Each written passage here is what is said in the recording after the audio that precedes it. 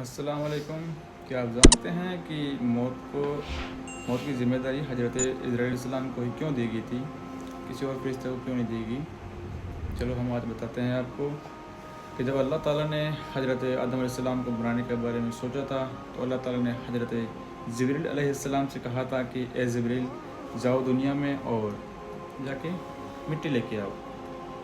ایک روایت میں آتا ہے کہ حضرت جبریل علیہ السلام کو کعبے کی مٹی لانے کے لیے بولا تھا، اور ایک روایت میں آتا ہے کہ حضرت جبریل علیہ السلام کو بس مٹی لانے کا حکم دیا تھا۔ حضرت جبریل علیہ السلام آئے، زمین پہ آئے، اور زمین حضرت جبریل علیہ السلام کے سامنے رونے لگی، کہنے لگی کہ اے جبریل، تو مٹی لے کے مت جا، اس سے آدمی بنے گا، خون خرابہ ہوگا اور اللہ تعالیٰ کی نافرمانی ہوگی اور میں برداشت نہیں کر پاؤں گی۔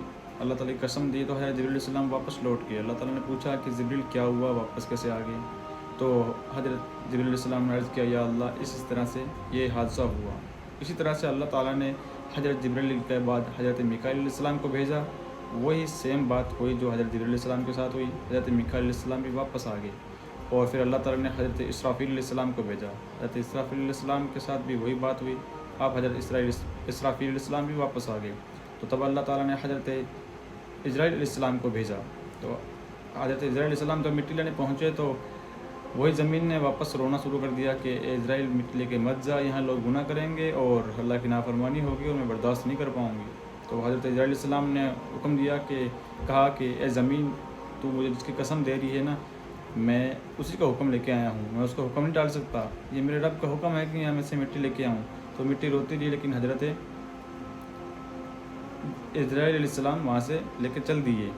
تو اسی طرح سے پھر اللہ تعالیٰ کے پاس پہنچے۔ اللہ تعالیٰ نے پوچھا کہ کیا ہوا عزرائیل، باقی تو واپس آ گیا، تو کیسے لے کے آ گیا؟ تو انہوں نے کہا، یا اللہ تعالیٰ، یہ تمہاری۔ تو اللہ تعالیٰ نے حضرت عزرائیل علیہ السلام سے پوچھا کہ کیسے لے کے آیا؟ تو آپ حضرت عزرائیل علیہ السلام نے سارا واقعہ بتایا کہ اللہ، تیری قسم بھی دی تھی لیکن تیرا حکم تھا، میں لے کے آ گیا۔